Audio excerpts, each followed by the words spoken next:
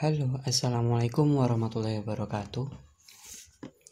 Pada video kali ini, kita akan membahas mengenai kesekretariatan, sekretariat, dan sekretaris.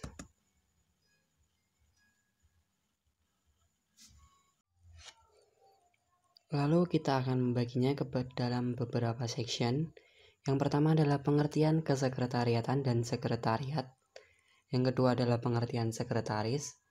Yang ketiga adalah jenis jabatan sekretaris. Yang keempat adalah tugas sekretaris. Dan yang kelima atau yang terakhir adalah figur sekretaris.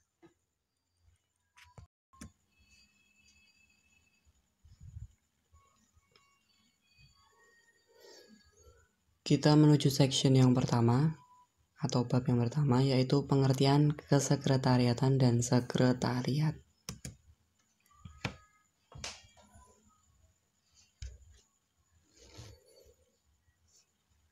Pengertian kesekretariatan dan sekretariat. Kesekretariatan dapat diartikan sebagai segala pekerjaan atau aktivitas yang dilakukan oleh sekretariat.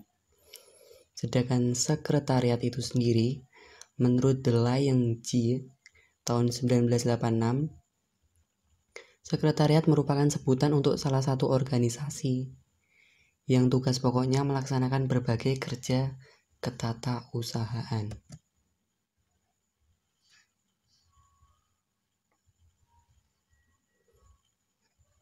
Lalu, menurut Webster Third New International Dictionary tahun 1982, sekretariat adalah kantor atau posisi seorang sekretaris, suatu kelompok pekerja sekretaris, bagian administrasi pemerintahan atau bagian administrasi pemerintah yang diketuai oleh seorang sekretaris jenderal atau sekretaris kabinet,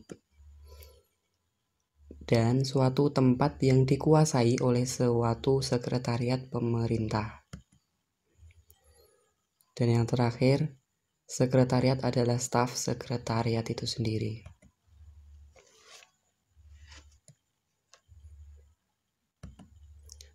Kemudian, Mukijat pada tahun 1986 memberikan pengertian sekretariat dalam 3 pengertian. Yang pertama ialah, pada mulanya, sekretariat merupakan sekedar tempat seorang sekretaris bertugas. Kemudian, mengalami perkembangan bahwa sekretariat merupakan suatu organisasi tempat sekretaris melakukan tugas dalam bidang tata keterangan, tata warkat, atau tata usaha.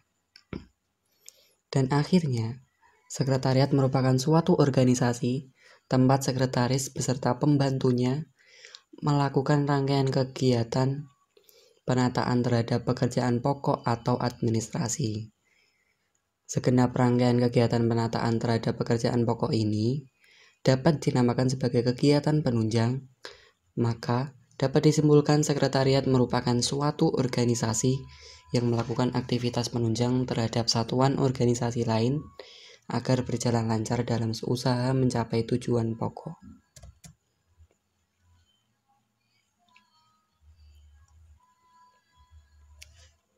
Nah, sekretariat sendiri dapat mencakup 3 maksud. Maksud yang pertama, sebagai kantor atau tempat kerja. Kantor atau tempat kerja seorang sekretaris, misalnya kantor sekretaris pimpinan, ruang kepala bagian tata usaha. Dan yang kedua adalah kelompok pegawai yang tugas pokoknya melakukan tugas tata usaha, misalnya karyawan bagian umum atau bagian tata usaha. Dan yang terakhir, mencakup sebagai bagian dari organisasi, melakukan kegiatan ketatausahaan untuk menunjang tercapainya tujuan organisasi, misalnya bagian tata usaha dan bagian administrasi umum.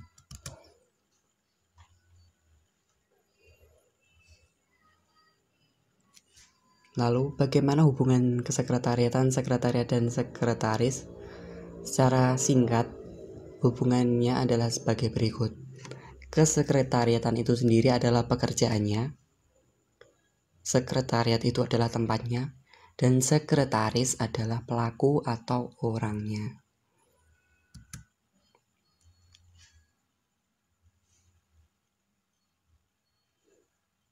Kemudian, apa saja macam-macam sekretariat? Yang pertama adalah sekretariat yang ditangani oleh satu orang sekretaris. Biasanya merupakan sekretariatnya seorang pimpinan. Misal, sekretariat direktur utama dan manajer personalia serta manajer produksi. Yang kedua adalah sekretariat yang ditangani beberapa sekretaris. Biasanya merupakan sekretariat dari suatu bagian pada suatu organisasi. Misalnya, sekretariat bagian produksi. Dan yang ketiga adalah sekretariat yang merupakan bagian dari suatu organisasi. Maksudnya, sekretariat ini merupakan sekretariat suatu organisasi, sering disebut sebagai sekretariat umum, bagian umum, dan bagian administrasi umum.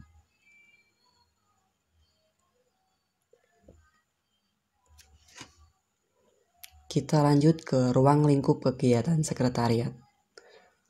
Ruang lingkup kegiatan sekretariat meliputi yang pertama, menyelenggarakan pembinaan ketatausahaan, khususnya yang berhubungan dengan pekerjaan surat menyurat.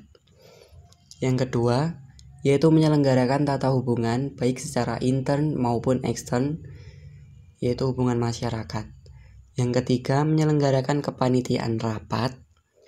Yang keempat, menyelenggarakan kegiatan yang bersifat rahasia.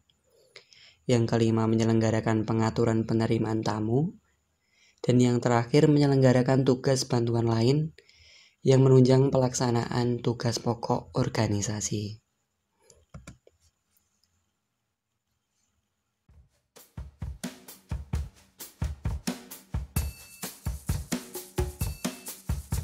Ya, terima kasih karena telah menonton video kali ini atau video section yang pertama.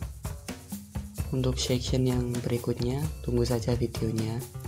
Dan untuk mendukung channel ini terus berkembang, jangan lupa klik like, komen yang berisi kritik maupun saran, serta subscribe dan nyalakan notifikasi agar tidak ketinggalan video baru jika kamu merasa channel ini kamu sukai dan bermanfaat. Dan untuk teman-teman yang ingin request video, ingin dibuatkan video apa, silahkan komen di bawah. See you dan sampai jumpa di next video.